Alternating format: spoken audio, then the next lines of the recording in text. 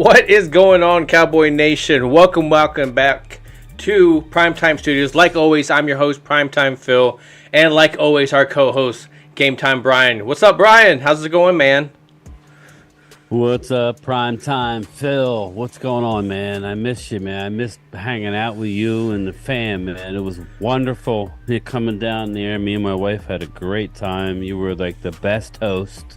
I appreciate that. Thank you again, man. You're welcome. Welcome. We ate a lot. Brotherly love to you and your closest, man. I love it. Thank you. And I see Stacy's in the house. What's up? What up, Stacy? You got good timing. Yeah, Eastside Herald's in the house representing. Show tomorrow. I'm going to be there. Oh, yeah. I already 4 set o'clock. my alarm. I told Phil I'm always I got a lot to go and do, but I will be watching. So Gina Dallas Diva. What's up? Mike Aldana, Look at James this. Nook, Carmel. Oh, there's my boy James Nooks. What up? Always giving us the 411. Cowboys Mafia giving me the 411 as well. Reminding me about Cowboy Mafia reminding me of Damone Clark. I did my video earlier in the week, and I was like, there was a couple of people that were out of it, and I was like, but I definitely want to do one more on him as well too. Caramel corn. I appreciate everybody coming in today. We're getting close to the, you saw some rookie mini camps happening.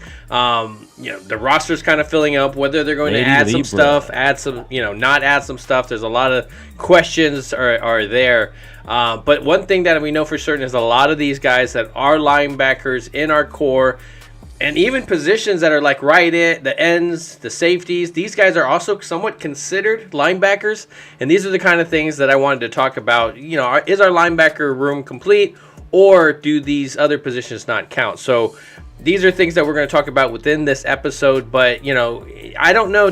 Bryan, did you see anything coming out of the rookie minicamp that impressed you? I didn't see a lot of film. I didn't see a lot of the activity. Well, I was down with you at the beginning of it. Pretty much, the whole thing, most of it.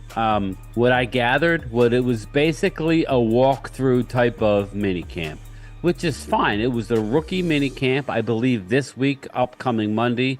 It's the vets and the rookies. That's correct. I believe I'm right. Yes. But it was basically a walkthrough. Just remember that Mike McCarthy was not there. Back surgery, he didn't right? need to be there. Yeah, he had some sort of back surgery. Hey, Mike McCarthy, what helps a bad back is maybe lose maybe 50, 60 pounds. But, hey, it is what it is. But, yeah, he had some kind of back surgery, and he's supposedly recovering just fine. It was more of a walkthrough, and I'm good with that. Phil, these rookies, you know how it works.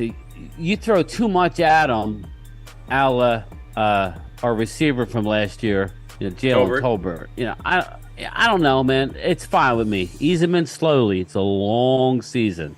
Yeah, right? I mean, when I was talking earlier in the video that I had in the week, I was talking about second-year players, and Tolbert was one of those guys. If you've seen him, he's throwing with Dak, catching balls from Dak Prescott, and he looked pretty cut. He looked pretty solid. Again, does that transition into anything that's going to go him out of the season? It does look like he is ready for something to happen this season, so at least you can get excited about that. It just depends how long will it last. Will he only be one of those training camp type of bodies that we get excited about as training camp and then kind of disappears, or is he going to a guy that's going to kind of start to leave his mark? Not getting a lot of opportunities to try anything last year, kind of like what Jabril Cox. So there's some guys there that you're wondering what you have, and I think this is a great year for those guys to really stand out. Yeah, and the piggybacking off of what you just said, Tolbert, his first season as a college rookie, he basically, his first year in college, he had less than a dozen balls caught. Some people, I don't know, is everybody an alpha? Is everybody going to come in and feel comfortable? Sometimes people come in and they're quiet. They got to feel comfortable within themselves before they could, reach their full potential. They have to feel comfortable in the room around them. It was probably overwhelming. Let's not forget that he was a small school guy, but he has a lot of talent. He knows, he hears everything that's being said, Phil, about him being On the a chopping block. bust. Yeah. Yeah, already in He's that not a first year. bust, people. Yeah, people are already trying to label him that. I think at least He's not. you haven't seen him on the field to go, okay, well, he can't beat man coverage. He can't beat off the press. He can't get open in the zone. These are things you cannot say about him because you haven't seen the opportunities. Now, why is that? Oh, did you have like an amazing star in Noah Brown before him? Brown? No. I just know that Noah needed to go, and that's why I was happy when this whole offseason happened with guys like Schultz that were, getting a lot of the attention. And not to say Schultz didn't deserve that, but I don't think Schultz he was a tight end. Go ahead. Do you know what I equivalate? I mean, I equate that to, that's the word I was looking for. I equate Jalen Tolbert in his first season as me and OBS. You know what I mean? It's like the first season is, there wasn't much there, but once you get comfortable, right? And the more you do it, he's going to be good. I'm telling you, his ceiling is through the roof, people. Do not sleep on Jalen Tolbert. Now, this is a big year. He ain't going anywhere unless he don't know where his problem was he didn't know the playbook. Yeah. A lot of these kids coming from these smaller schools, I believe he was a JUCO kid who ended up going to college. But he went to a smaller college. You talking about Colbert? Yeah, Jackson State or something. I can't remember. It was some kind of guy. Yeah. But I mean, but when he felt comfortable and knew the playbook, it was never about talent or skill. It was never. He has all the physical tools to dominate in this league. So I'm excited about him. His ceiling is way up here. James comes out and says, "Do y'all think Cox could be on the cutting block?" Yes. Yeah. Unfortunately, you have to say that it's a possibility. I mean, the coaching staff is obviously seeing stuff that we haven't seen. We want to give Jabril Cox the starting position, but when you have guys like Clark that's come in here and actually done a great job, you got LVE still playing at a pretty good level. You got Devin Harper as well. I mean, that's a young guy that we haven't really seen, and when he has played, he's played pretty well. I mean, so there are guys there that could possibly take that position, but I think if any year would be the year that he would have more playing time, would I guess be this year. Right, exactly. You nailed it. It's either now or never. There's no better opportunity, right? Yeah, I agree. Mean, and hey, I thought Leighton had a wonderful year last year. What's the one thing that didn't happen last year? He didn't get hurt. Mm-hmm. And that's a great thing. JoJo's in the house. Welcome, JoJo. How are you? But yeah, Leighton stayed healthy. Yeah. But when he was out of the lineup, we missed him. Damone Clark was just flying around the ball. Reminded me a little bit of Zach Thomas. Damone was just, honestly, I know we're getting off on a tangent, but he was just, like, we're talking about the linebacker core as a group, and he brought up Cox. It's time to or get off the pot this year. You can only be a special teamer for so long. But Damone, remember when they drafted him and then it was the Cowboys who found the issue? And of course, the Cowboys drafted him way later than he would have been drafted if they didn't find the issue. He was playing on instinct alone last year. He wasn't. Like, he didn't know the playbook, and it didn't flow very easily for Damone Clark, and yet he still stood out. Yeah. So I expect a lot of big things from Damone. You know who Jabril Cox reminds me of? As we're talking about Cox, and I know it's too early on either side to be able to say this, but he kind of reminds me of Nakobe Dean. Just in the sense, or Nakobe Dean reminds me of Jabril Cox, just a guy that you expect to be high in the draft, kind of slipped, and all of a sudden just drafted. I think both of them were fourth round, wasn't it? And you're expecting, okay, maybe this guy can become something. He was part of something really big in college, and then it just. I mean, obviously with Nakobe Dean, he's only had 1 year to kind of come off of this injury, so we'll see. The difference with Nakobe is he is so undersized that he gets blown off the ball a lot. I don't see our buddy in here, Mr. Eagle, but Nakobe, he just gets blown off the ball. He's just a very small guy, fast, He's bigger than that win, but That's a I good think one. he's kind of like that, but not as good. I don't expect much out of N'Kobe Dean. Well, I mean, but just That, jumping on there, they remind me of each other the same because they have a name behind it. They were all kind yeah, of slipped in the draft. You're kind of taking right. your chances on them, but they haven't been living up to what their name maybe says that they are. So I'm interested to see whether either one of them will bounce out of that. But again, to jump on what James was saying, it's just this is the year if you're going to have it. I mean, this would be the year that he could stand out and actually make a hell of a roster spot. So I guess we'll see, Yeah. right? If he can't make it this year, then If he it's can't not make it meant to here, be. he can't But make it I anywhere. say that.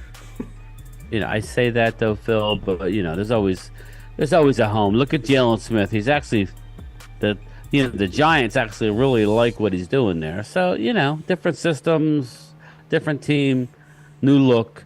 But you were talking about the rookie mini camp. The other thing that came out of that was how big Mozzie Smith is. Mm-hmm. I have a couple things I want to touch Good. on here, but Mozzie Smith, from all accounts, is a monster out there. He's a man amongst boys, just as in size alone. We know he could stop the run. So he's He Monster wasn't Smith. asked to rush the quarterback very much. In I'll be college, yeah. happy if he just stops the run.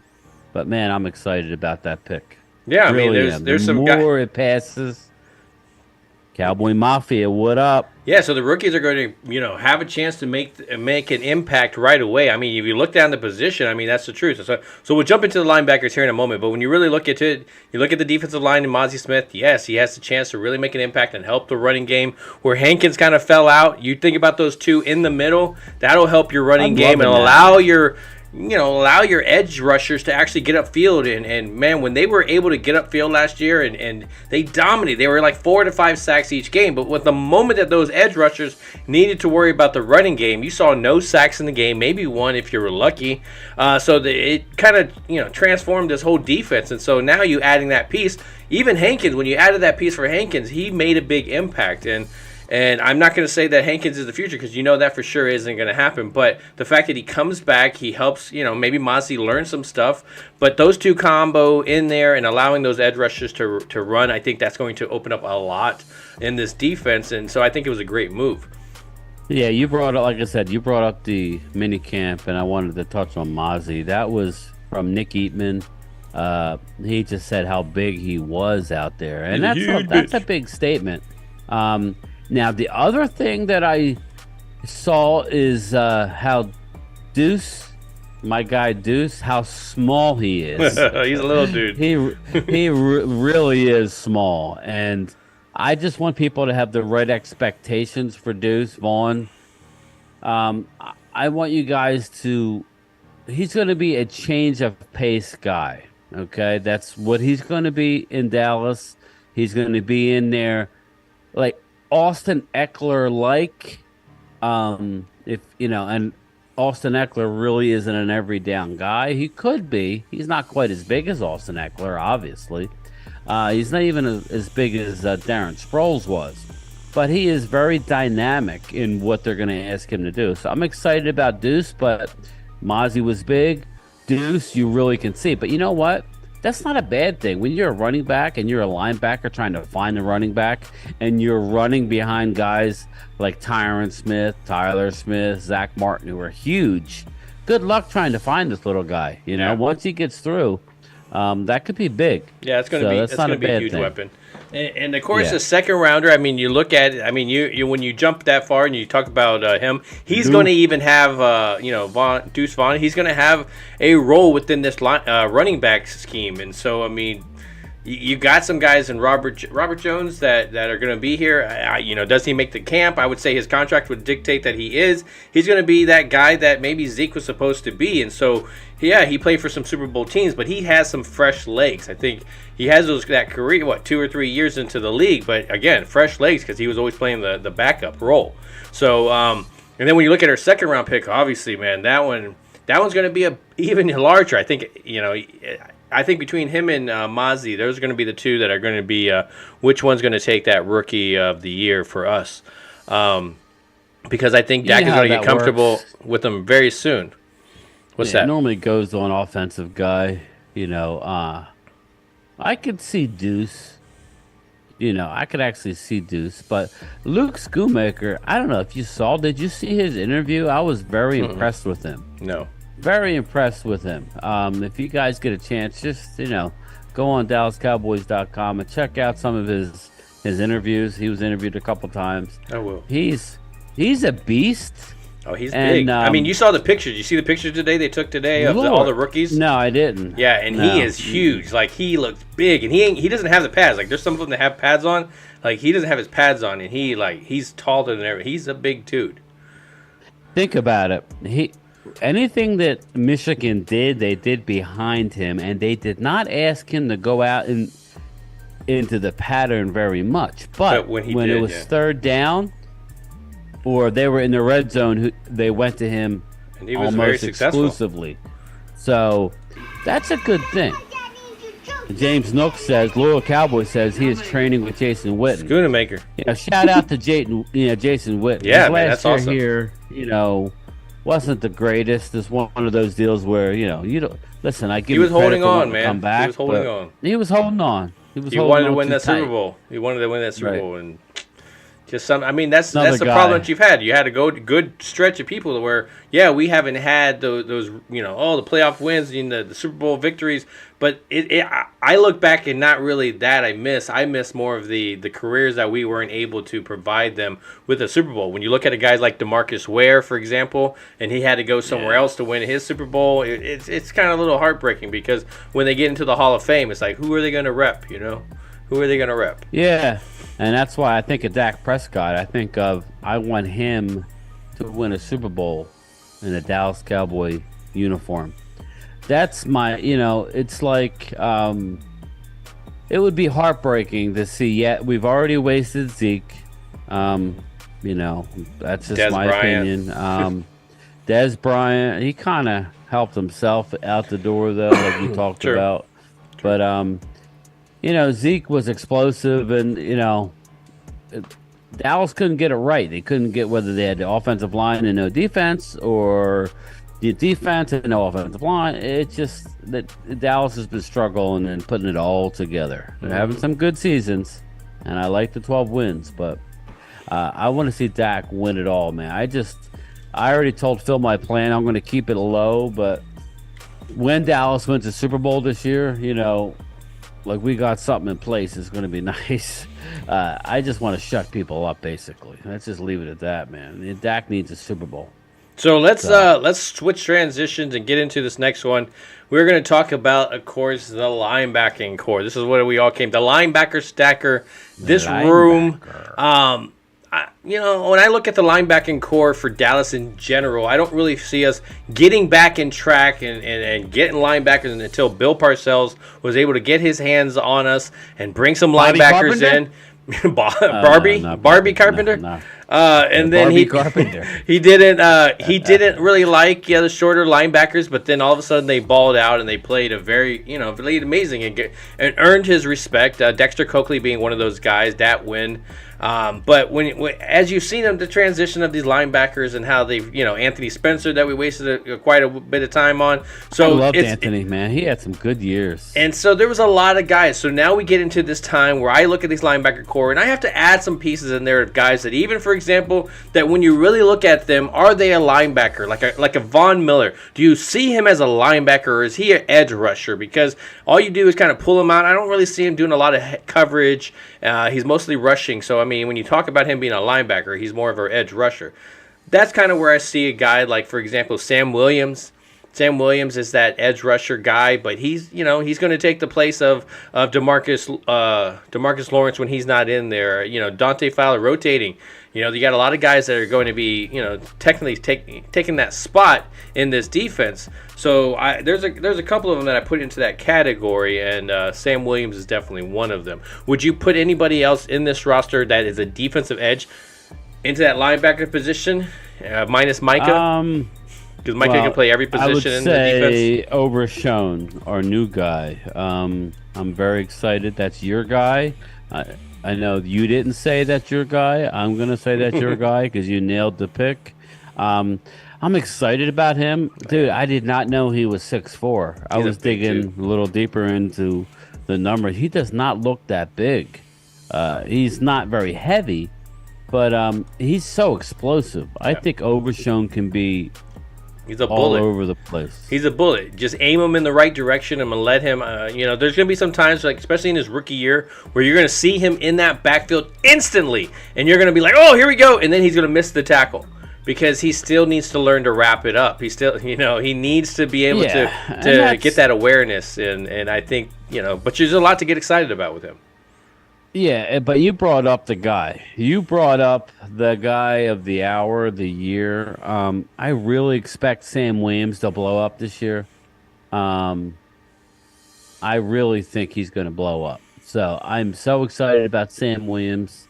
What he did last year in a limited role, you remember he missed some time with the car accident. Mm-hmm. Dude, Still did great. I think he's, I think Dan Quinn is salivating. Let's not forget where we ranked in defense. We were a top 5 defense last year. We're going to be, and we had were a lot of pieces. I don't see any Eagles fans in the chat, but we were a better defense than you were last year, and you lost 6 pieces. Yeah, you brought back your corners, but your D line has taken a hit, and the Eagles are counting on rookies big time. Mm-hmm. And we shall see, and that's a different conversation. But our defense, I think they're going to vie for the number 1 overall defense in the league, and if that happens, it's all on the offense. So I'm excited about Sam Williams and Overshown this year. I don't have a lot of faith in who James Nook said about Cox. I just, to me, this is what, year 3? I think it might be the disappointing one. I think that might. I'm hoping he can really be the coverage linebacker when LVE isn't there. Maybe he substitutes in there and actually be, able to cover some. So I'm hoping that he finds a role within this defense because obviously everybody's kind of rooting for him. He's a fan favorite.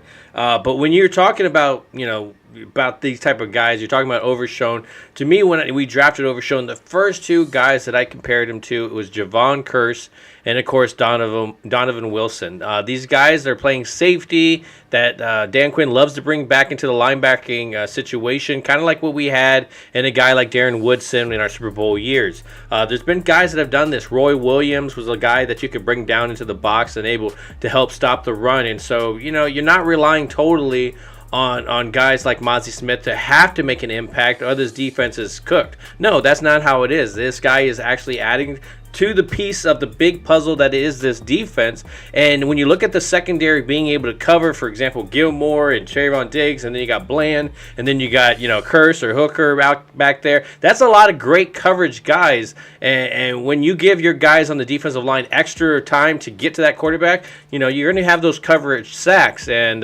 maybe linebacker situation where they're going to intercept the ball because they're just trying to get it out of their hands. So I get excited about all the pieces, and that's what I look at when I look at these guys. But when we're talking about Curse and Wilson, those guys, do you consider them linebackers in general, how they play? I do because they're always in the box, and that's where I was talking about Overshown. You got Curse and Wilson, and Overshown is in that mold, just a little bigger. Actually, he's almost he's right there. Identical to Curse, right? I think Curse is almost 6'4". So, definitely how we run our defense, definitely in the box linebacker. Yep. Yeah, and very athletic, sideline to sideline. And so to me, that's why the Overshown pick made a lot of sense, because nothing against Curse and nothing against Donovan Wilson, but, we've talked about their history in the sense of being injured. And it's not to say you're playing football. They're just throwing their bodies around with recklessness. And of course, at some point, you're going to get a stinger. Something's going to happen where you're going to have to miss out in the game. This is where you have another guy to come in and rotate and be that. And so you don't skip a beat. You can kind of just continue doing your thing, because think about Donovan Wilson before this year. I mean, we were kind of questioning. Jerry, he was one of those guys that were possibly on the cutting block. You're like, we love the way he does, but when you look at this, safety room, this is the guy that maybe is on the cutting block. And then you look at him and have an amazing year. again, this is because we gave him situations, and I think that's where you're going to see with Overshown. That could be a rookie right there that kind of, that could come right out of the box in their rookie year and really make a name for himself. Yeah, and you watch about Overshown. He's going to be big time on that special teams units. With his speed and size, I'm excited about that. There's one more guy, since you brought up the linebackers. I put him in the Jabril Cox mode. It's time to do it now, or you got to go. He's a good special teamer, but we cannot rely on special teams alone. You got to offer something. Devin Harper, he's another guy out of Oklahoma State. This is going into year 3. Yep. We need to see something from Devin Harper.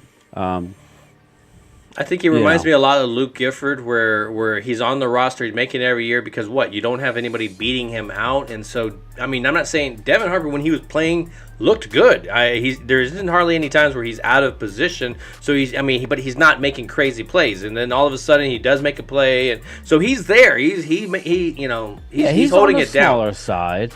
He's a 6-foot guy, 234 type of guy. Like in the 230s. But you know what I mean? We're talking about guys that need to step up. Jabril Cox, I was happy about the Devin Harper pick. I think he was a 6th Scary round Jerry, guy. what's going on? Welcome.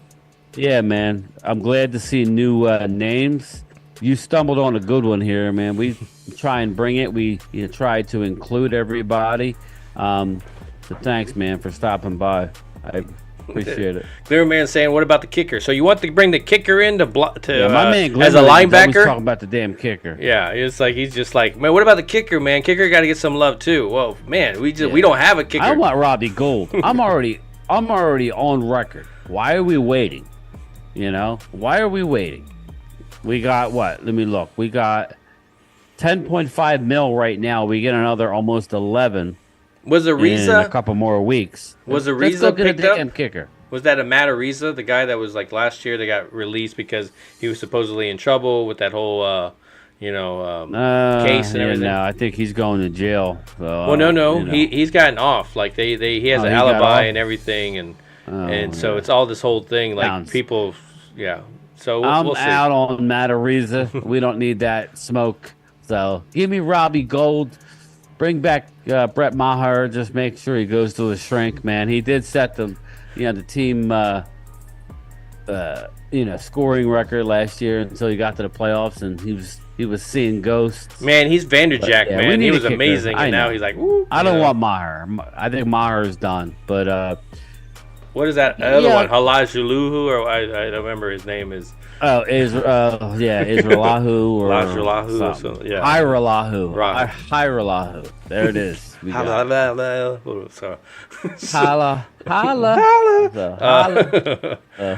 No, but okay. So jumping into the kicker, but let's go back into the linebacker. Man, real quick, Phil. Real quick. Glimmer Man. Yeah, the first time ever that a field goal kicker hit the head of a defensive end. That's how much he was out. The defensive end got a block. Think about that. I'm going to leave it there. Brett, nice job. We hardly knew you. Good luck. Anyway, as you were. So, another guy. So, we jump into keep on going with the linebacker. LVE. Obviously, a guy that was has had his roller coaster type of career here in Dallas. He thinks he's going to get a big contract the year before, and kind of we just allow him to kind of test the market, which is exactly what the strategy you brought up and I brought up about Tony Pollard, allowing him to test the market. And if you wanted to match a deal, that would have been great instead of giving him a $10 million contract. And so there's some bitterness right there, But when you look at LVE and what he's been able to do within this defense, especially the transformation that he's made within Dan Quinn's defense, is that a guy that is somewhat still part of the future of Dallas, or is he just a temporary until the job is filled by another role? No, he's a part of the future. He's signed a 2-year deal basically, and he's actually, I think it's guaranteed $8 million. I think he's here for the next couple of years, barring his health. He's a guy. Yeah, He was I bordering think. on Pro Bowl last year, Phil. Yeah. That's how good he was. And you'll see this year with the addition of Mozzie, and I have a sneaky suspicion, people. It's going to go one or two ways, and we'll get back into LVE. But you're talking about the defensive lineman. I think that the dude out of Oklahoma, he's going to all of a sudden he have his act together. You watch. But yeah, I think Leighton Vander Esch is going to be good behind these big beasts on the line. It's only going to help him, Micah, Damone, but I love Leighton, man. I thought he saved our bacon last year. Plenty of times where I feel that way, and so yeah, I'm right there on board. I've really liked what he's been able to do. I mean, yeah, linebacking I think is hard to be in position all the time. I mean, unless you have blatant speed, like for example Parsons, where Parsons can afford to kind of play out of position because he's trying to make a play, but he has the speed to kind of make it up. And so I mean, you don't have a lot of these other guys. I mean, you do have some speed with guys like Sam Williams. And they're trying to put the transition of the moves, but LVE just doesn't have those moves. But he tends to be in the right place at the right time a lot of those times because of his guy. Because behind when he was in high school, he was playing like 7-on-7, and so you had to cover a lot more of the field, and so I think that's allowed him to transition that into the NFL, and so that's where he's been. That's the biggest part that we've kind of missed out of our linebacking core, just guys that can actually cover as well. So I'm interested to see if he's able to transition into it a second year of being, having good play. I think with him, he's a roller coaster. I think when healthy, he's borderline Pro Bowl.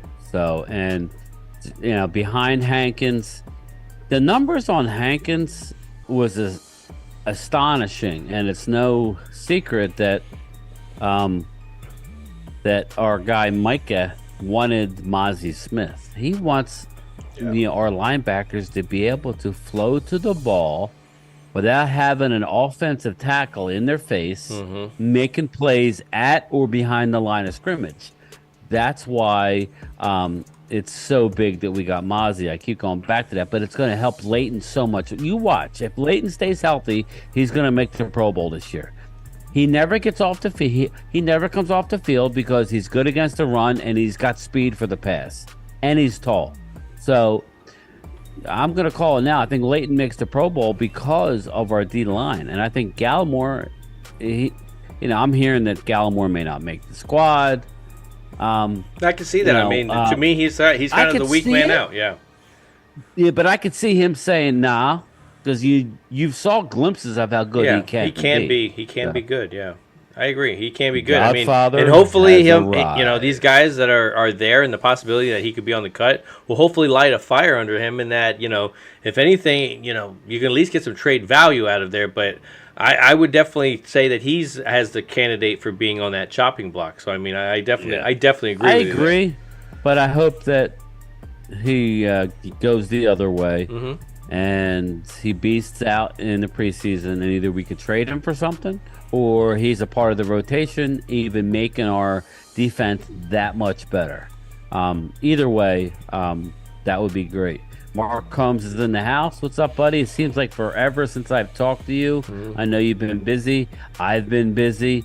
Hopefully you have your live stream tomorrow. I'll try and hop on.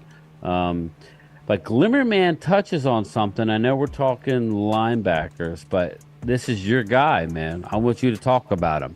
Our new linebacker we drafted is going to be fast and hard. You know who he's talking about. He's talking about Junior Fehoko.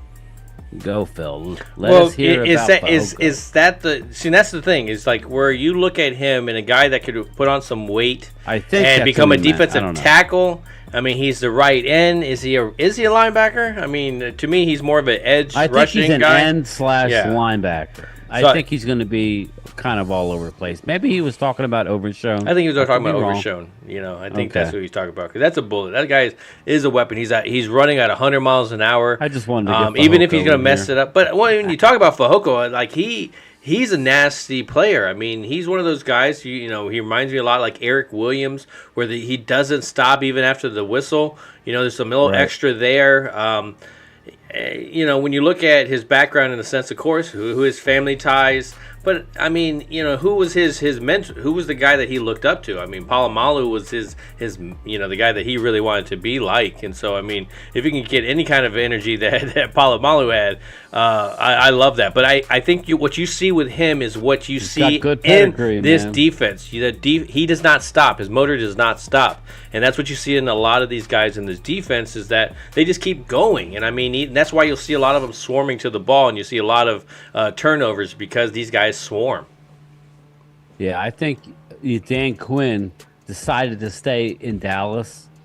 A lot had to do with the defense. If his defense didn't pan out the way maybe he had envisioned, what they did in the draft, we talked about it going into the draft, Phil. At least, we said we needed a couple of offensive pieces, obviously, some sort of lineman, which they did do that. It may not be the guy that certain people wanted, but they got a tight end and they got a running back, and then they loaded up on defense. Mm-hmm. And this guy, along with Overshone, along with Mozzie, it's just, man, the unrestricted free agents. I mean, if you look at those, those guys are guys that you can get excited about, because you got one of them that was like 19 sacks in the season, and you're just like, okay. Isaiah Land. I was going to bring him up when we got to that. He was in the rookie minicamp. He opened eyes. His numbers speak for themselves. I mean, his sack, I think he had 19 sacks last year. I understand it's in a small conference, and when you dominate the field at any level, you're the best player out there. So it'll be interesting to see how he goes at the next level, or maybe 2 levels. 2 levels, really, yeah. I agree. But, I mean, it's a great numbers to come off of. I mean, you're only... It wasn't like he played there because he, I could play at this higher level, but I want to make a name for myself. No, I mean, he was undrafted because a lot of people didn't respect that. But either way, I mean, where he was put, he still dominated. It's kind of like your schedule, you can only dominate and kick whoever's ass is in front of you, and whoever they place there is what you got to do. And so that's the kind of the way that he's paved himself. And so you're interested to see, does he make that transition? And if he can already turning eyes in a mini camp, I think that's a big, huge plus. And again, a guy in defense that we're getting excited about. So this defense, I think, is. I agree with you, Brian. I think this defense is going to be even better than it was before. And so you can get excited about each guy, because you're not expecting him to come in and go, okay, he's got to be our 16-sack guy, and, if he doesn't get 16 sacks, our defense is toast. No, man, he's just another piece of the puzzle, because, I mean, you had a guy like Dorrance Armstrong coming in, getting like 5 or 6 sacks. That was a piece of the puzzle. When you brought Dante Fowler, he maybe got something. That all created one guy. I forgot about Armstrong. That's how deep our defense is. And Mark Holmes is going to be excited about this. But you know what really excites me about the whole idea of this defense? It always seemed like the Dallas Cowboys would go out and get one defensive lineman guy. Fine. Like, they didn't want to have to go out and get a guy who you can't move off the ball and stops the run. It seemed like they never wanted that guy. Now they have multiple guys. Now they have the numbers of Hankins, the numbers. Dallas was number 1 in the league against the run when Hankins was in the lineup. So now we bring in Mozzie, who that's all he does is you can't run the ball at him. He takes up 2 guys. So now we got multiple guys that can do that on our defense. Man, that's exciting, because you always say, "Oh, I got to hold my breath if Hankins gets hurt, or if our guy that we got to stop the run is not in the lineup." Now we're bringing waves, man. And like you said, we got Fehoko, Overshone. It just goes on, man. It's going to be exciting. Brooklyn Joe, man, I'm sorry. Sorry you're sick. He's sick, but listen. Well, wake her ass up. We're going to win tomorrow. That's it, Brooklyn. I hope you feel better, bro. Yeah, I've been waiting to play that one, so thank you, man. So thank you for being sick. Questionable. Yeah, yeah, it was the closest subject I think. He had an itchy trigger finger. But no, man, this linebacking core. I mean, when you look at it, you're not talking. You got to talk about the interior guys because obviously these guys are making an impact with what our linebackers. What's the expectations of what these guys are going to be able to do? Well, when you had a guy like I love him, Osa Odighizuwa isn't there to take up blocks. Dude, that's another name. He's there to get upfield and try to get to the quarterback, even though he's taking on 2 blocks. You got a guy like Quentin Bohanna. Now that's the guy that's the dump truck, the dumpster, the tree stump. He's hopefully he trash can can full of dirt. Yeah, exactly. Hopefully he's the guy that can be something. But you want him to again be the backup, not coming in like his rookie sophomore year where you're like, okay, he needs to make an impact. Well, no, not anymore. He just needs to be able to give these other guys rest while they get some air. If Gallimore craps the bed, right, and you're right, and they caught him or whatever, he's going to be a Raider. We have Hankins, we have Mozzie, and you're next to that, you're going to have Osa. So you're going to have Mozzie taking up 2 guys. You're going to have Hankins taking up 2 guys. Then you have Osa basically one-on-one. I'll take that every day, man. That's what I'm saying, man. You keep bringing up names that I'm not thinking about. Mm-hmm. We are deep, man. You're deep. Goldston. And I did see this. It was an article I was reading. I'm not sure who. Just saying how stacked this Cowboys defense is. Yeah, we get caught up in, look what the Eagles did. They get Ruben Walls. This defense is going to be stacked. They are.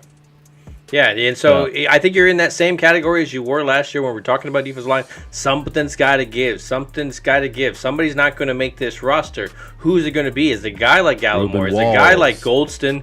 That we love Goldston, but he hasn't made enough of an impact. Dude, look at you. You're bringing another name out. That's my boy right there. You're my boy, Blue. Play the drop. Cue the drop. Oh man, I gotta get that. I still gotta get that one. That was another one. I gotta write that one. Yeah. Man, Golston, he's my poor man's David Irving. Yeah, he could be a sleeper. Yeah, he could be a sleeper. Yeah, without the now David Irving might thrive with the new rules, but yeah, yeah, we all would. Yeah, Ricky Williams would dominate. Yeah. But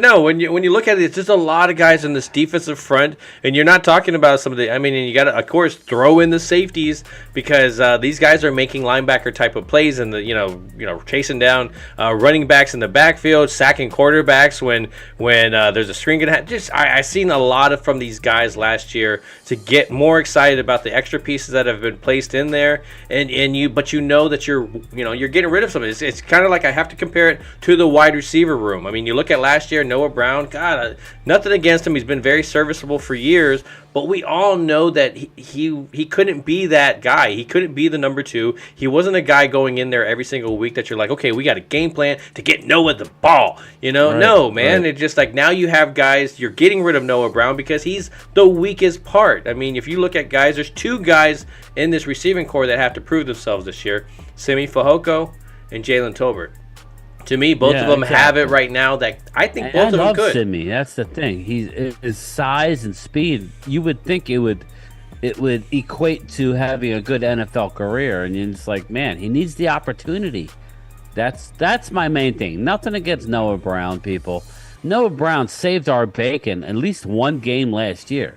Yeah. Make no mistake. Remember that one game where with Cooper Rush he bailed us out? Yeah. So it's not so much Noah Brown. It's we've invested 3rd round, 4th round picks in these receivers. There's only one way that we're going to find out. Even a 5th round pick, if you think about it, with Cooks coming in, that was a 5th round pick. That was a guy that I'm picking in the 5th round, and instead of being a guy that has to come in and maybe beat Simi Fehoko, maybe beat Jalen Tolbert to make a roster spot, no, he's a guy that's already established, and now you have a number 2, possibly a number 1 if you're trying to move, lay him around and let him kind of do his thing, which he did great last year. That's a good call, though, Phil. That's a good call. What you just said. You basically And we brought this up before on our thing. Just remember, people, our draft class includes Gilmore and Cooks because we gave up a fifth for both. So when you talk about our going forward, you got to include those two guys as part of our draft class because we gave up draft capital / picks to get these guys. So that was a good call. Just a reminder, if Gilmore does what I think he's going to do, good luck. Good luck, offenses coming against us. Your best bet is to try and run the ball. Mm-hmm. Good luck. That's all I'm going to tell people. We're going to have a number one defense in the league this year. I'm calling it now. I don't know what our offense is going to do. I'm not going to lie to you and blow smoke. It's a question mark. But our defense is going to be locked and loaded. Yeah, I agree. I mean, the offense, I guess, is your questionable stuff. But, I mean, I guess we can real quickly talk about the offense since we're really not giving it any attention. I mean, when you break down each spot, like, you're not excited about this offense, but this offense isn't something that just be, oh, well, we're going to go in there, we're going to shut this offense down. No, Dak Prescott is a weapon. He can move, he can throw the ball, he has his weaknesses. I think a lot of people try to really focus on those weaknesses a lot when only those weaknesses come out maybe 10% of the time in the game. So, I mean, I still like what he is. I remember I suffered through the years of Quincy Carter, or Vinny Testaverde and those years. So I know having a bad quarterback is like, and Dak to me is not a bad quarterback. I mean, he's not the elite top of the of the food chain, but at the same time, he's not a slouch either. So when you look at that guy and you look at the running back core, you got some weapons in the running backs. You got some weapons in the tight ends. I mean, think about the tight ends. These are young, hungry guys that are going to make some. Hendershot. I'm so dude. He's my favorite out of the bunch, and I know we don't know nothing about Schoonmaker, but Hendershot, it just makes plays, man.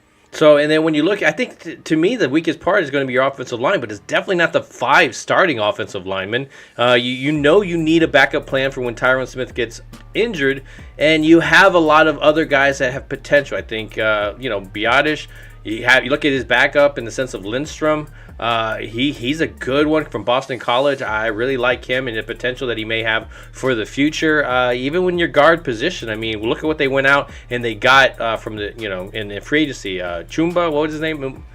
The guy that they just recently picked up, the guard from the Jets. Oh yeah, Chuma Edoga. Actually, he was with he was traded. Remember at the deadline last year from the Jets to Atlanta. Well, I know we were in the talk of that as well too, but I think they wanted too much as well. So I mean, yeah, ridiculous. So to me, that would have to be the weaker part of that offense, and I think that's enough that gives you that scare. It's just can Tyron Smith be healthy for a year? I would not bet my house on it. There it is. This is the plan, people. I have inside knowledge of the plan. The plan is Tyron Smith to start at left tackle. I'm fine with that. Mm-hmm. I'm okay with it because Tyler Smith has already shown to be very, very book smart, physical. He could slide inside. For now while Tyron is still on board. When Tyron goes down, it's not if, it's when. Then we have a guy who they're very high on, Matt. They want Matt Waletzko to be the swing tackle. I think that's who your guy is going to be, yeah. I agree. Yeah, and that was Phil's guy last year. He really liked him. Very impressive in camp until he hurt his shoulder. We shall see, but look for him to be the swing tackle. That means if Tyron were to get hurt, Tyler will slide over. Edoga is, and that's not counting the rookie, the guy that got out of North Carolina. Yeah, Akeem Richard. Yeah, exactly. So, but that's the plan. And when you look at it that way, that truly is putting your best 5 on the field. I'm fine with that. I truly am. Because we already know Tyler can do the job. He's already proven he can come inside, work out. Yeah, he worked at left tackle the whole camp last year. And as soon as Tyron blew a tire, he's Or Then we no, had he to- worked at guard. I'm sorry, he worked at guard for the first time, and then went out to tackle and did fine. So. Yeah, I mean, and when you look at it, even too, I mean, when you Idoga, what you're talking about, yeah, he played tackle as well. You have a lot of these guys that played tackle. Richard that comes in, he played tackle again. But these guys have the body to be able to come in there and play guard. When you look at our guys, like when I think of amazing guys that were tackles that went inside and played guard, of course, Zach Martin's one of the first people you talk about. Leonard Davis, when we picked him up from Arizona, he was a tackle. They stuck him inside at a guard, and man, did he not have a Hall of Fame career? So I mean, to me, I think that I love that combination. When you're taking a guy that's been playing inside and shoving him to the outside, I think that's where I get worried. But I want to see what some of these guys can do. Obviously, Matt Walesko, I do want to see him in some action, whether it's the preseason or something. I just didn't really get to see a lot of action. Am I going to stick him in a category where I get excited about him and where the coaching staff has talked to him? You would think that he's a steal waiting to happen. Terrence Steele, where we weren't really high on him, but the coaching staff was. He turns out to be a great, great addition. Is he in that, or is he in that conversation where we talk about Josh Ball, where we're just like, look, man, this guy is definitely on the chopping block. He's already proven. He already last at training camp and in preseason games was a standout. He's Josh Ball. You brought him up. He's a guy fighting for a roster spot. They like what he does in the weight room. Well, you gotta listen, man. No offense, bro. It's time. It's time for you as well. You're in that Jabril Cox mode. You want to be on the team. You got to be more than just a body. You have to step up and say, I want to be a part of the NFL. I want to be a part of the Cowboys. So I don't see it, but I could be wrong. I mean, once you get into training camp, you're able to see these guys get some hands on some bodies, see how they absorb some hits. Are they getting beat a lot? I mean, this defensive line is definitely going to test this offensive line, so I think it's going to be great moving forward into the season, because if we're talking about what Brian's talking about, this is going to be a top 10, top 5, top 3 defensive line. It's not top 10, Phil. It's top 3. So if you're talking about any of those categories, you're putting your offensive line to the test. And so when you go to play on game day and it's actually a step down from your training, that says a lot about what kind of success you're going to find. So I get excited about that because, what is it? Steel, iron sharpens there iron. There we go. Thank you. I was just going to stumble on it. So and that's really what you got to see. I mean, when you got a top offensive line, when you're looking at like a Tyler Smith going against guys like Parsons and really testing his ability, especially what Parsons is doing, adding all these extra things to their repertoire, talking to Hall of Fame offensive tackles about why offensive linemen put their hands in a certain situation. That's getting deeper, and that's what makes champions. And if he can rub that off on any of these guys, hey, it's time to get excited about what the defense is going to hold. It's just at some point somebody's going to get cut, and they need to do the right thing instead of having another, Marks guy over here that went to Washington, Ridgeway. You don't play your cards right. That's a guy that we could be also talking about helping this running game. When you have a three-headed horse in the sense of Hankins, Mozzie Smith, and, for example, Ridgeway, hey, that would have been a hell of a thing, but now you're having to compete against him. So, you got to watch it. You got to be able to put these guys on the trading block at the right time, or otherwise you're not going to get the value. So, anyways, anything that we want to talk about before we get out of here? I know we kind of jumped on so many other different topics. Yeah, I want to touch on one thing, man. I made a video on the way home from work yesterday. Shout out to Loyal Cowboy, a.k.a. James Nooks. We got to get him on. We got to start doing stuff with James. Jim Brown passed away yesterday. That was a tough one for me. He was one of those guys who I've always, I don't know, there was something about him, man. He's like the GOAT in my, I've always thought of him as like, if I had to pick one player, Jim Brown was that guy. What he did in 1963, he ran for over 1,800 yards in a 14-game season in a time where he was putting himself out there. He was putting himself up on he was in the microscope. It's well documented what Jim Brown did for the league, and more importantly, outside the league for his community, the minority community. I just want to say it was a sad day. We're losing these guys left and right. Jim Brown, you Cool are going to be Cowboys. missed, man. Yeah. You are going to be missed. Yeah, I mean, I know when I grew up, I was more in the time with Barry Sanders, Emmitt Smith. I didn't get to see He him, was but before obviously, my time, too. yeah. Well, listen, hold But, on. Listen to say. So, but when I I'm was not watching that these old, guys, bro. when I thought you were your dad, your papa didn't take you there for your first game on Jim Brown's Papa? rookie season. No, I just you were know there it's his Jim rookie Brown, season. man. Don't lie, you son of a.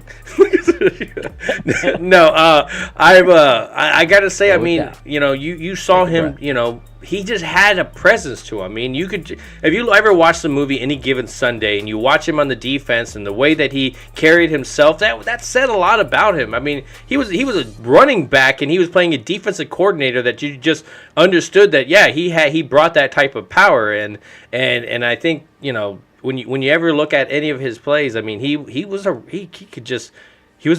He could just run. Fullback a lot of the time. It was crazy. I always think of the old NFL films. Back in the days of the. Oh yeah, We're men. We're men. Yeah, men were men, and yeah, exactly. He was just a great player. He did some acting, but he was an activist. And he never gave up on that. He never turned his back on the people that relied on him. So it was just a sad day for me. Colts Cowboys, what's up, my man? Jason Renfro, welcome to the show. Yeah, it was just I wanted to touch on Jim Brown. We can't go without. I know the last time I saw him, he wasn't looking great. He went to Syracuse. So it was just. I wanted to touch on it, but just think about that, Phil. He ran for over 1,800 yards in 1963 in a 14-game season. Brian was there. I was nowhere near there. I want to say he ran for like 12 touchdowns. Anybody that knows, he was just a physical. He was a man. He was a guy who was a man amongst boys, and I just felt obligated to. I actually made a video. Thanks, loyal cowboy. I wanted to touch on it. So no, that's a great shout subject. out to James Brown, man. He had a great Brown. career. It was a short career. It was only, I think he played 9 or 10 seasons. I guess for a running back, that's not short, but the impact he made was immense. So Bo shout Jackson, out to Jim, baby. That was a short career, Bo Jackson. Bo could have been. There you go. That's a good name you brought up there. We'll have to do a show on you. I think we could do a show all about Bo Jackson if we wanted to. Yeah, I mean, impressive guy. I know. Talented. Yeah, we could go off on it. That's the thing about it. I love football. I mean, I'm a Cowboy fan. Obviously, I follow the Cowboys, but I follow football. I watch football. Yeah. I can't help but love other people as well in the sense of the team. Like Dan Marino, for example, amazing guy to watch and play, but never won a Super Bowl. When you see people criticize, he went to the Super Bowl his first year as a rookie and never made it back. Never made it back. Yeah. so to me, like when you look at a guy like that, that's amazing all in itself and what type of career he has. But if you're talking to anybody nowadays and some of these guys that jump real quickly on, well, he never won a Super Bowl and he never did this and he could never lead his team. He always choked. And well, does that really, it's define a team game, him? people? It's a team game.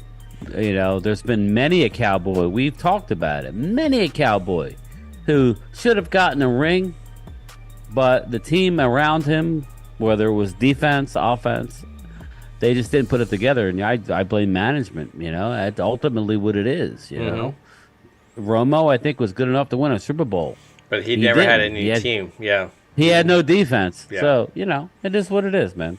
Yeah, but that's anyway, all I had. no. So obviously we'll have more subject. If you watched the video that I had earlier in the week, I wanted to talk about more in the sense of it's kind of getting together and trying to make a video during the week of just maybe topics, headlines that are happening. Throw in obviously our streaming. When we go into the season where we're gonna have 2 streams usually per week, depending on how it goes. But hey, I'm excited What's about up, Jack Meeker. Thanks. I'm excited Late, about but this. Always Yeah. appreciated. I'm excited about this upcoming season. For us, I think I'm very excited for the Cowboys and where we're going to be. Definitely. The schedule says, hey, it's very interesting schedule. I will say that. I'm some of the games and how they're played and where they're played, and even when they're coming down to Miami, where I thought they were going to be more of this is going to be usually in October or something. No, right. They get into December right before Christmas. So I mean, it's kind of all over the place. It's not something normal. I think the only thing normal for this schedule when I saw it was, of course, the Giants opening up. So I love weed. So I love weed. 30 people in the chat. In the chat. Come on, man. We got a late arriving crowd. Yeah, I like it. What's they're up? like, oh man, so I mean, maybe we continue on and talk it back, bro. So I mean, so I get excited about where this team goes because I mean, if you look at any part of this team.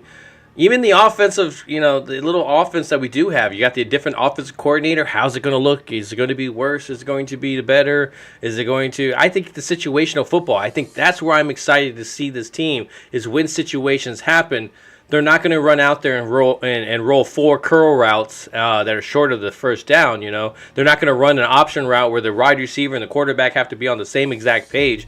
You're going to have a lot of motion. The receivers are going to be in motion. They're going to be hitting them while they're running. So I'm excited about this because you have weapons no matter where you're throwing it to. And a small guy, even Deuce Vaughn, where you get the ball in his hands, he's going to be able to do some stuff with it. So I get excited about a lot of these weapons because there is a lot within this offense. And even when you're circulating, let's talk about like the wide receiver position. Let's just talk about this for a second.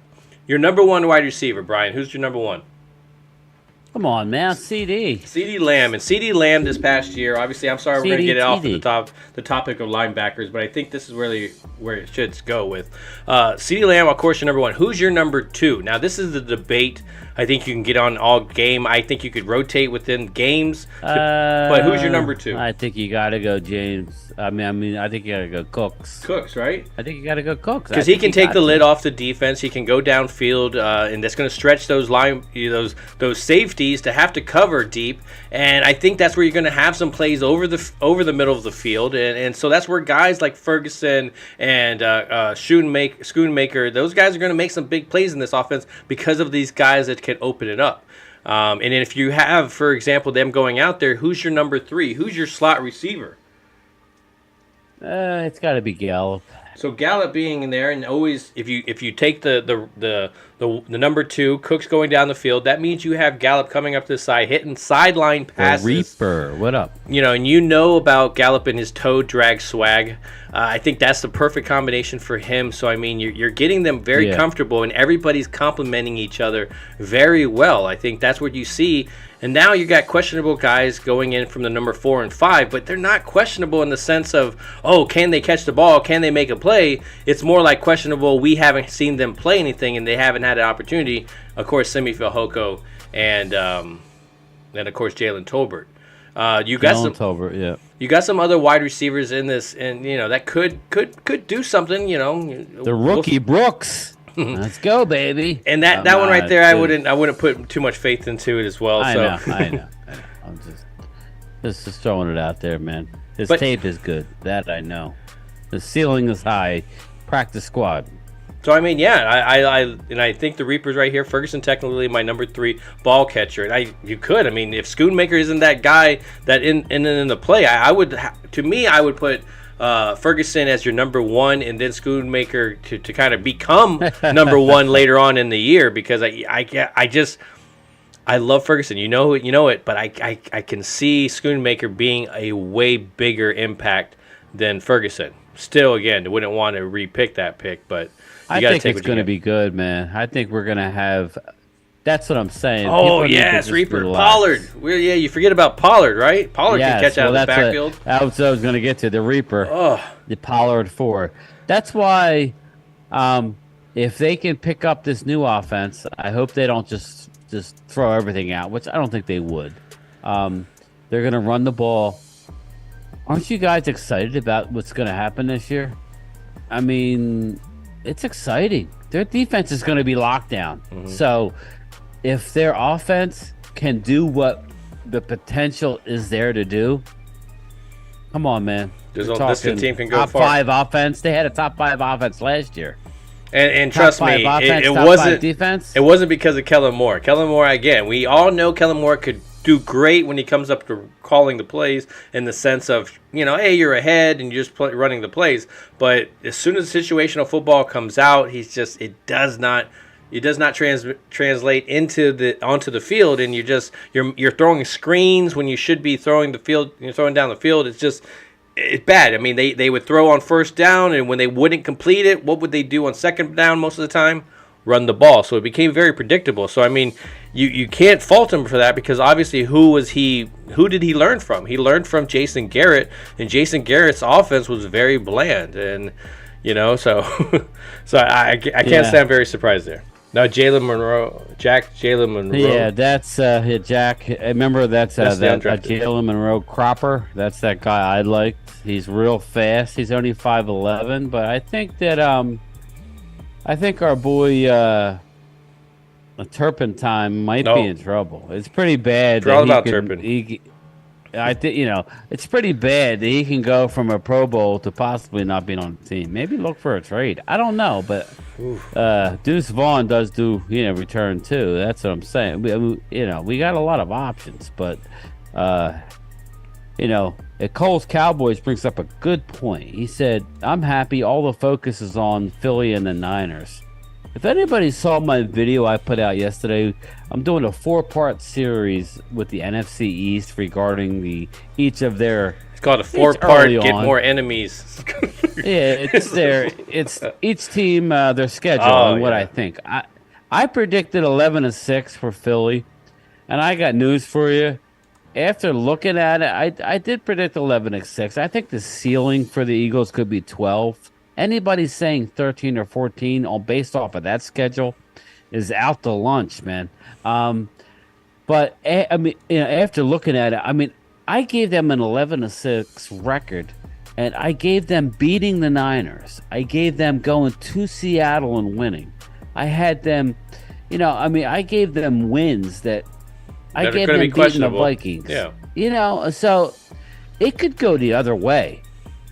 I'm just letting you know now. It could be 8 wins, 9 wins. It could be if, you saw what happened with Jalen Hurts. When he got hurt, they couldn't win a game. So they have a tough schedule. We have a tough schedule. Our schedule, I think the hardest part of our schedule is probably going to Buffalo, towards the end of the year, man. Who the hell wants to go to Buffalo? Hell no, Buffalo.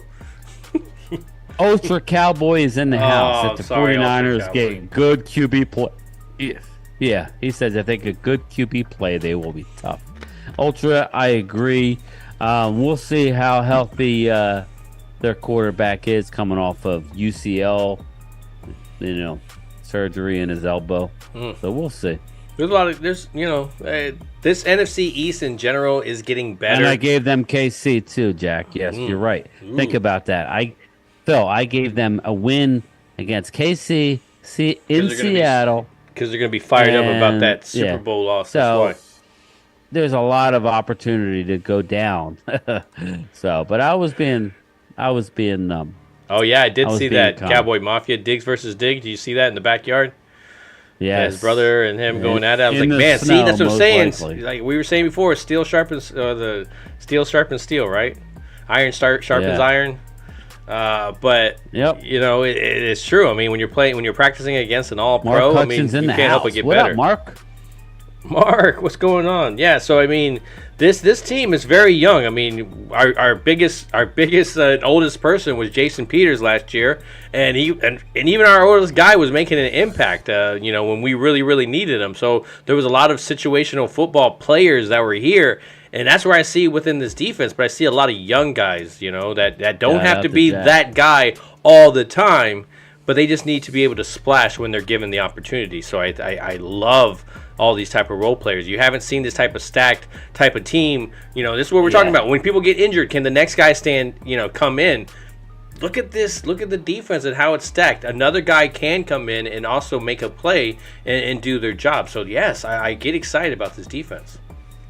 This is ridiculous, man. I've never had a season where, like, the more I think about it, the more exciting I get. Last year, as we know, Phil, I was Mr. Negative. And the fact that we won 12 games based on their offseason last year was incredible. This offseason may not have been the names or the sexiness that I was expecting or wanted. I told you. Probably We was said better. it, though. We said it, though. Probably was better off that they didn't. Yeah. So I'm excited about what's in store, man. Yeah, Very excited. I think a lot of these guys that are in the chat can also, I mean, who do you point out to and you worry about? Like, really, tell me, like in the chat, like, is there somebody on this defense that you point to other than maybe Turpin?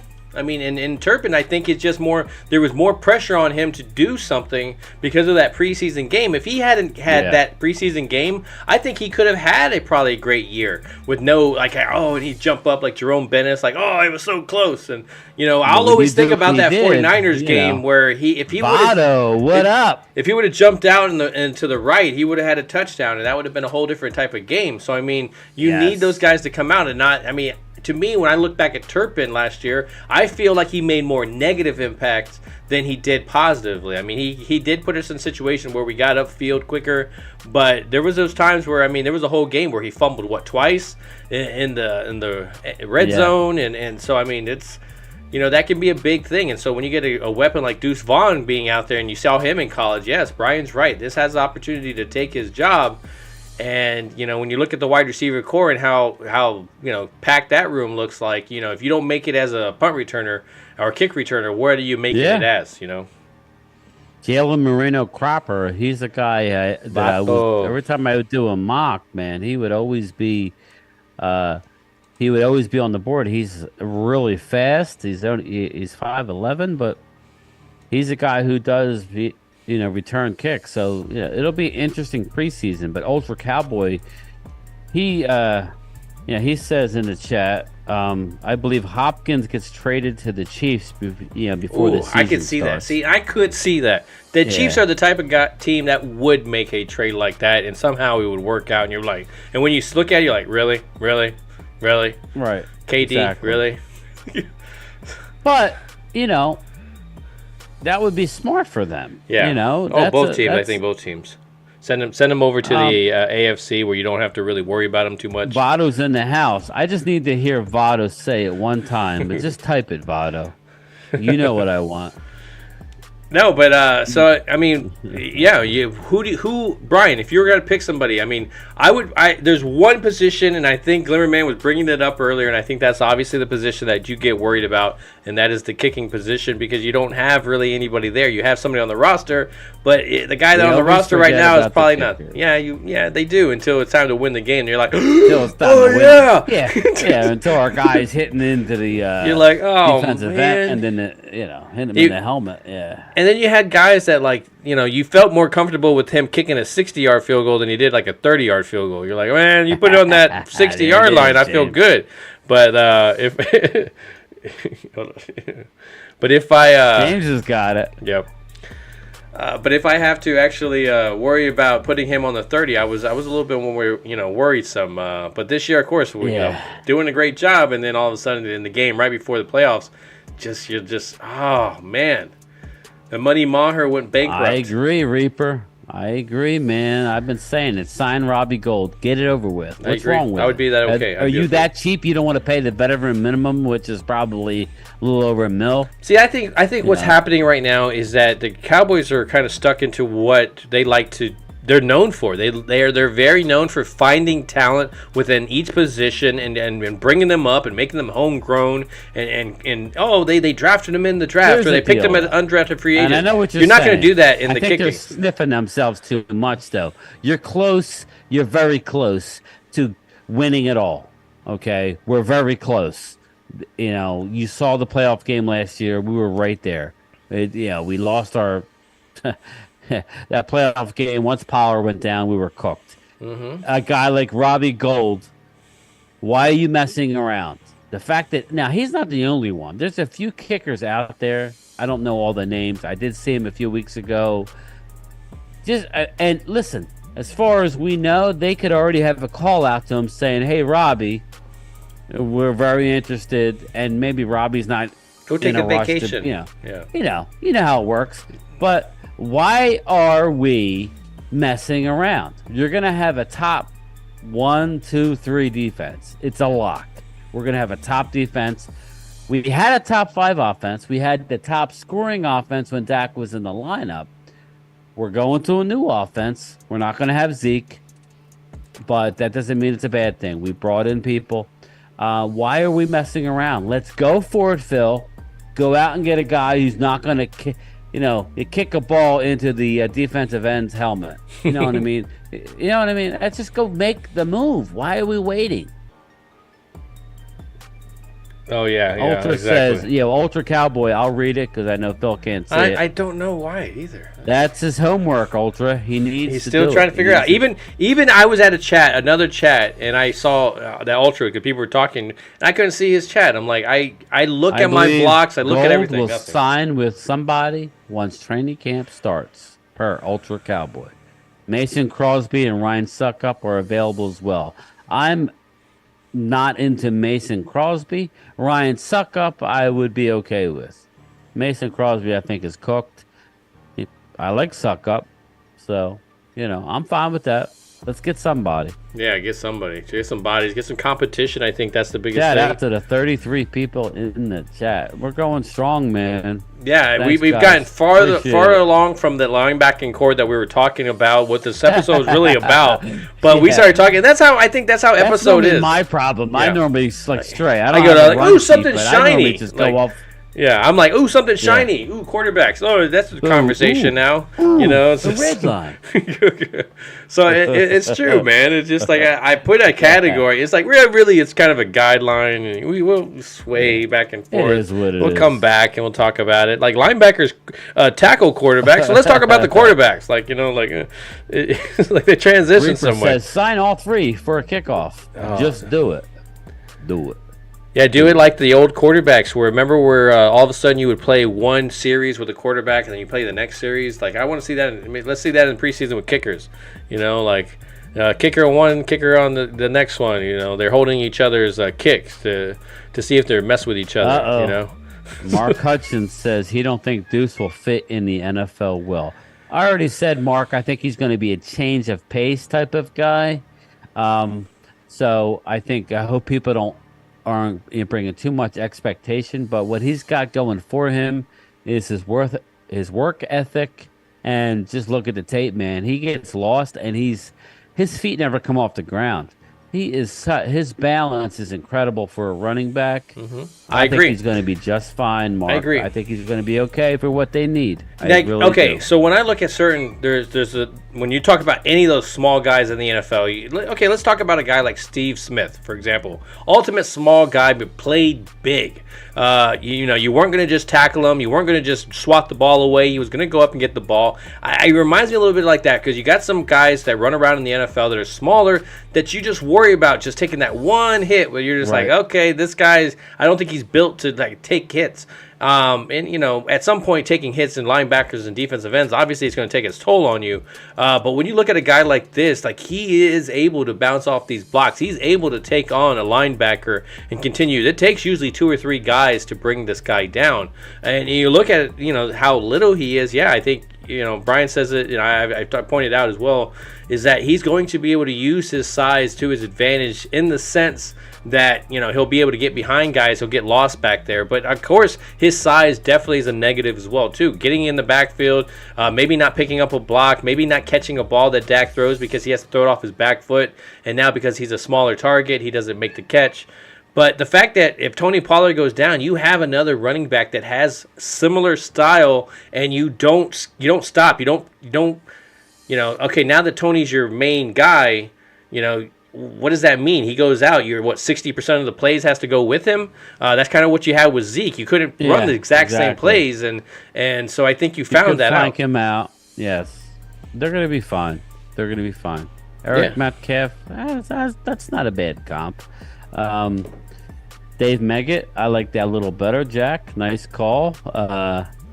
Nice grab, Jack Maker. Very good name. Ultra Cowboy agrees. Ultra Cowboy says Deion Jones is a name I would watch, especially when with both Atlanta. your starting linebackers have neck issues. Did they sign Deion Jones? Or I guess he's out there, right? He's out there, and I mean that's another guy. When you look at him, that's another Dan Quinn guy. So I mean, if he was to come in here, I wouldn't be surprised by that.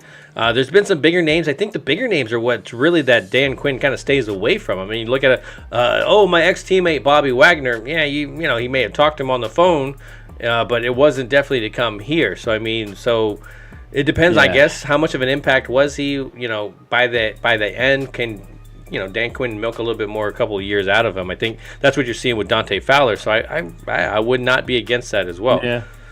So I mean, but named another name. How deep is our defense? Jeez. So I mean, Good yeah, luck making the team as a young guy. Good luck. Well, I mean, even some of these young guys. I mean, these young guys have. I mean, Dante Fowler. Forgot about him too. Jeez. So I mean, Dante Fowler's another guy, an edge guy that could, if you're playing a 3-4 type of linebacker, and your two middle linebackers are your coverage guys, and your guys on the side are your rushers. You can still have Parsons as your rusher and your edge, and then put a guy like Dante Fowler wide, or you put Dante Fowler inside, you put Parsons on the outside. So, I mean, you're still rushing. You're just putting a lot of bodies out there that can make plays. And I think when you do that, you can spread it out. I mean, then you get into some of these bigger packages. So, again, we're going to bring them up, but it's because last year, for example, the Eagles had an amazing ability to push the pocket from that quarterback sneak, and so now you're putting a lot of bodies there that could stop a pile from going forward. So I mean, again, you're not building to always just beat a team like San Francisco, but you're building a team to also compete within your division. So I love the direction that this team is going. So, but of course, there are going to be some question marks about some of these guys because, of course, we'll come back circle around to them as we're talking about linebackers. Jabril Cox, what kind of an impact is he really going to make? Is it going to be we all fall in love with him. He's going to be like Ridgeway and just kind of out the door, and then somebody else picks him up and is able to utilize him correctly. I mean, that's heartbreaking, really, right? Yeah, absolutely. It is heartbreaking. So I mean, so that's why I hope that they're able to use a guy like Overshone, and I again, the history says they'll be able to use him as they use Curse and they use Wilson. So I again, a lot of guys in this defense that we've been talking about. So I mean, even when the corners, like when you talk about the corners, let's talk safety. If we're talking about defense, let's talk about these. We talked about Diggs, we talked about Gilmore, obviously.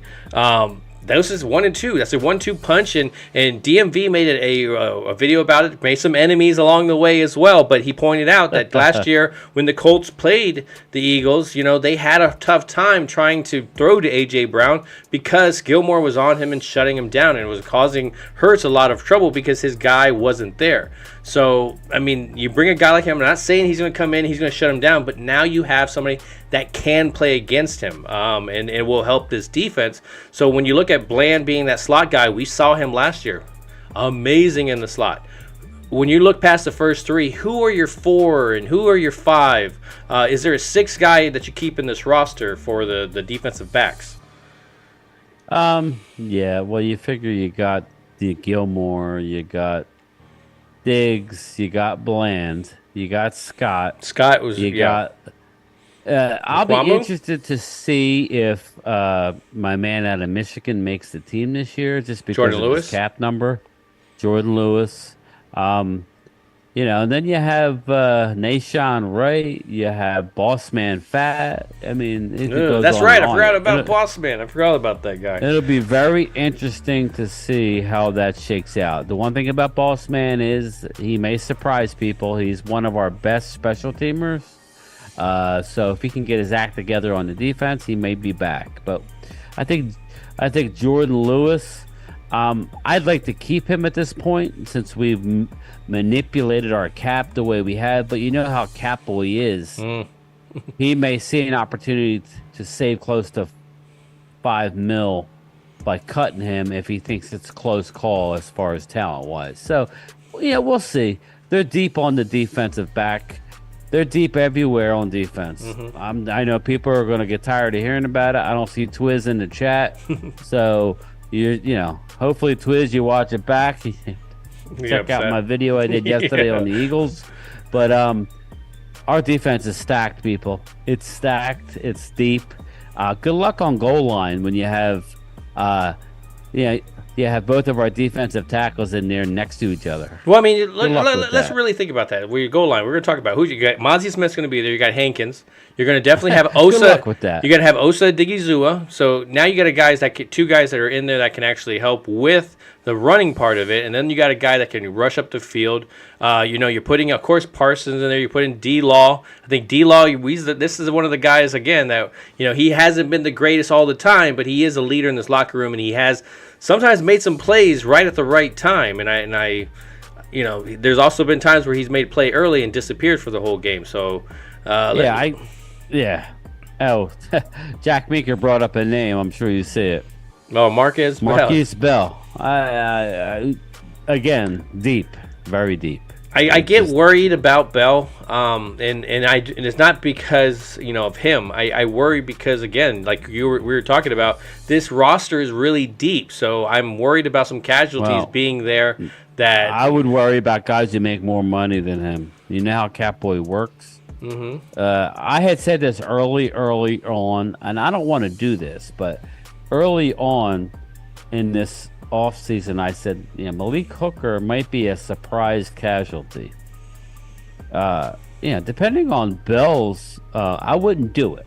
But, I mean, depending on his development, again, you're saving a decent amount of money. Yeah. So, I'm just throwing that out there. Bell is loved in that, but by those defensive coaches. He's got his ceiling is really high. He didn't get much of an opportunity. Malik was okay last year, but he wasn't spectacular, so we'll see. It's more questions. There's going to be injuries. You know how that works. Mm-hmm. This league but you're deep. You're deep within the roster. I think that's all about attrition. So you're going to lose guys that we're talking about, unfortunately. I don't want to say it, but it's going to happen. So we're very well prepared for it. So the Reaper said Hooker will not be cut. You have too many. You have no free safety behind him. I agree. I agree on that one. I agree with that. I agree, but because you got maybe Israel Mukwamu that can play. It was just an there. outside. Well, Mukwamu, you saw what he did. Oh, he's the corner. Yeah. He went down and played corner, and that's the position he played in college. That the Cowboys said, no, we're going to move you to safety. And you saw what he did. He did very well in a playoff game. That's true. So, being deep means zero. We need to keep the right guys. That's true. I mean, right. And I think we've proven that. Sometimes but they've done a good deep, job. They have done a great job of finding guys that we didn't expect them to be something, and then all of a sudden they're just balling on the defense, or they're balling on the offense, and we're just like, yeah, all right, I'm gonna go out there and buy that jersey. So. Yep. So, anyways, I think we talked about everybody. I think the only people that we left out was the actual coaches and the Jones, ball boy, the Jones family. The water guy. Maybe next episode we'll bring in the water guys and talk about that. But this year, we've been really good at getting some other YouTubers in here. Again, we're going to try to reach out a little bit more. Maybe we've been saying about guys like Kyle Yeoman, maybe some guys from Cowboy.com. Somebody we'll always going to try. As soon as Kyle Yeoman gets back from his honeymoon, we need to get him on. And congratulations on him, man. That's awesome. It looks like that wedding was really fun as well too. So. Yeah, it does. But anyways, Brian, I think we talked about every possible subject we could about of it. I think I might have to change the label of this broadcast to Everything Cowboys. So we didn't know what we were really getting into, but you guys made it easy. Thank you so much for everybody in the chat.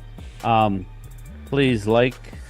So subscribe, share it, if anything. But I appreciate everybody coming through, everybody watching, replaying, sharing, commenting, even telling us that I remember this guy last year told me my studio sucked as well too with me, and I didn't know football. I was like, and I was kind of like, I wasn't even disappointed. I was more like, well, you wouldn't even give my studio love. Who told you that? No, it was just some random dude in the comments. I love it though. I love all the trash talking, and we say that before. But even there, man. The Howard Halls. It's transition, but I love what you're doing as well over there. I mean, you got a whole world developing, and I'm pretty sure there's going to probably be some changes as you get more comfortable. You're like, you know what, I want to show this, I want to show that, you know. But I think you're doing good, my man. So interested. I appreciate everybody coming through. I appreciate you, Bryan, of course, being here and giving us our 2 cents. But again, one thing that I will never forget to do is what? Always ring that bell. Damn right. Hey! Hey! We know each other. He's a friend from work. What you do, you're like a little screw loose type of guy, and that's how I am. So I'm digging it, big guy. I am. Who are you? You. No, not me, you. Yes, I am you. Just answer the damn questions. Who are you? GameTime Bryan, otherwise known as the mailman here, Cool name.